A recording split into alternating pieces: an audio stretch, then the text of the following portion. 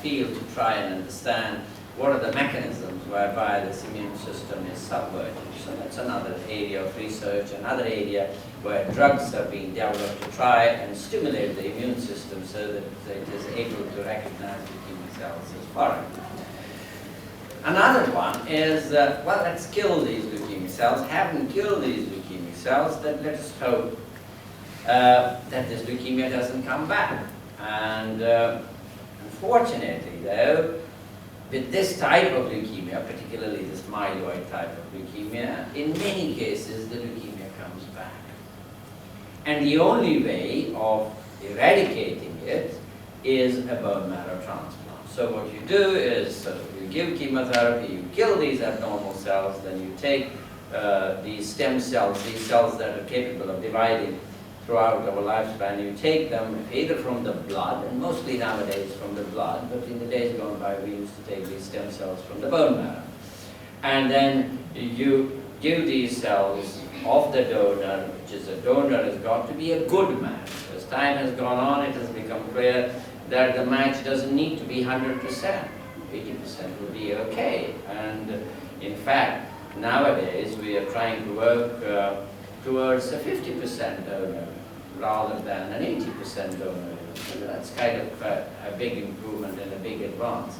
So you give these cells from the donor, and then you give these to the recipient, and then you follow patients out. On an average, 50% of patients who receive a bone marrow transplant are cured of their leukemia, depending upon age and a number of other factors. In the other 50%, though, sadly, leukemia comes back, or you get complications arising from bone marrow transplant itself.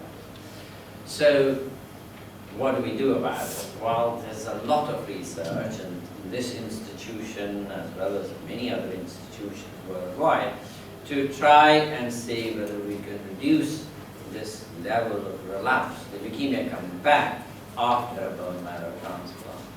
And with some success, the drugs that have been developed, as well as various things, and at this particular institution, we're kind of developing a vaccine after the transplant. So we give leukemic cells in which we have changed certain genes so that we give those as a vaccine, and we're trying it to see whether the immune system of the donor now, because it's the donor's immune system, kind of because that's a healthy immune system, and that's able to recognize the remaining leukemic cells so that the leukemia doesn't come back. So that's kind of exciting, the fact that we can do those kinds of things nowadays. And the other thing that's been done to reduce the risk of relapse is by giving medications, various types of drugs, some chemotherapy drugs, some non-chemotherapy drugs. So that's kind of evolving field. The final thing that I would like to point out is that as time has gone on, more and more patients are living longer after a bone marrow transplant. And in some instances, there are complications that arise from the bone marrow transplant, as well as the chemotherapy that you have given previously for leukemia and so on. So there is this program that has started, and we are very keen on it, and Michelle Kenyon in the department, many of you will know her, is kind of championing this from the point of view of nursing, and this is called the survivorship program, whereby you kind of follow patients up and make sure that as time goes on, that there are no untoward effects that are experienced by various organs of the body, so that you continue to follow patients up at regular intervals so that you assess the function of the heart, function of the kidney, function of bones, skin, and so on and so forth. And there are certain things that are being done at the present moment so that we kind of have a survivorship program around all bone marrow transplant patients, say here. The other thing that has happened also is that in this area in particular, it's been recognized that big is beautiful in a way in terms of transplantation. And that is why we've kind of centralized bone marrow transplants for this whole region, Guy's, Thomas's, thinks that all transplants are done here now. There are no transplants done at Guy's, and there is a discussion going on at the present moment whether transplants of George's, they don't do that many transplants, but those ought to be centralized as well, so that you have that uniformity of teamwork, which is so important for transplantation, that uniformity is kind of in place, so that you have this regular follow-up, and so that you have these, say, survivorship programs, and also strategies to reduce the risk of leukemia. So that's kind of where we are, but that said and done, it all starts from having a compatible donor. And I think there's no substitute. It's kind of obvious. Unless and until we have a donor, there cannot be a transplant.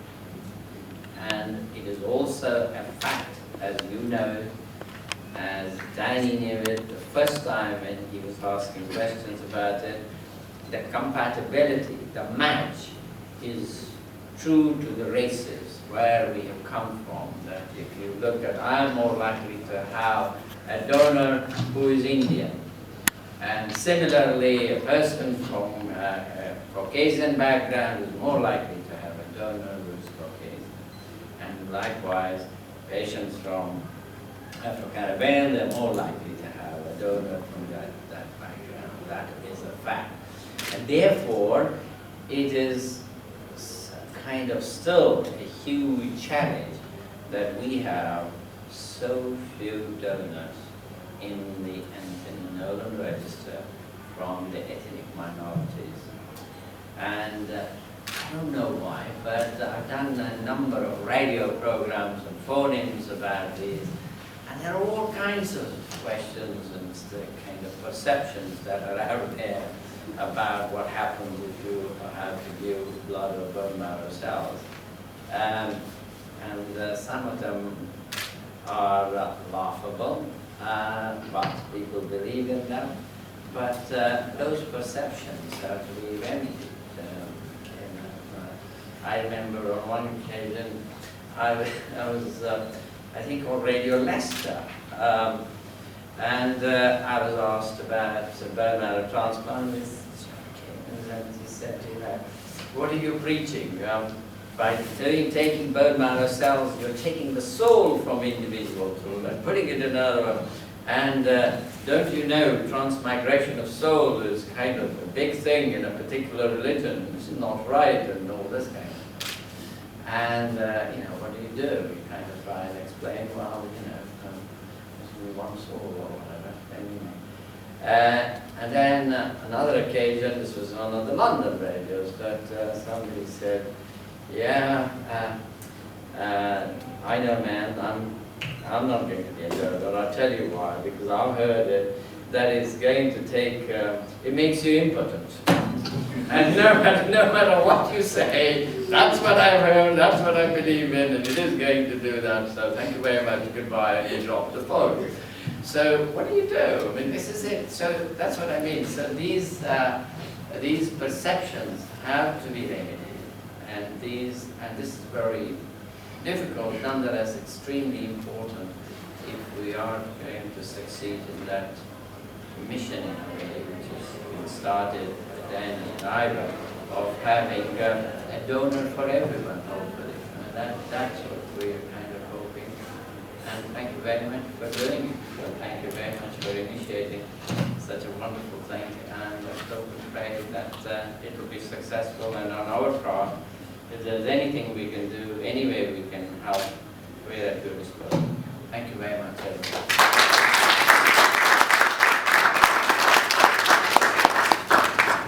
Okay, thank you very much, Professor Levy, for enlightening us about leukemia.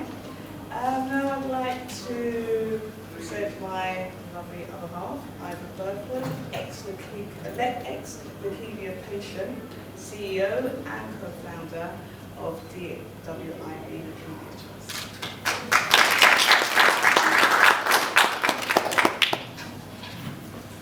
Thank you very much, Professor Mukti. Thank you very much, my wife, Anne-Marie.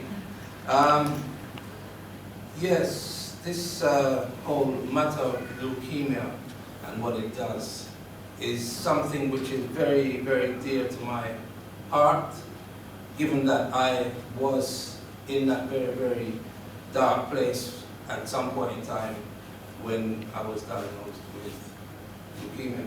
Interestingly enough, I'll just give you one big piece of information. If we remember what Professor Mufti just said, he said, becoming a donor, it rings true to the ethnic group that we belong to. So if you're an Asian, your donor would more than likely be an Asian. If you're an Afro-Caribbean person, the donor would be more than likely to be an Afro-Caribbean person. If you were from the Caucasian demographic, likewise it would be a Caucasian person. Well, I did get bone marrow transplant, and yes, we found a donor, and interestingly enough, the donor was female. Make of that what you will.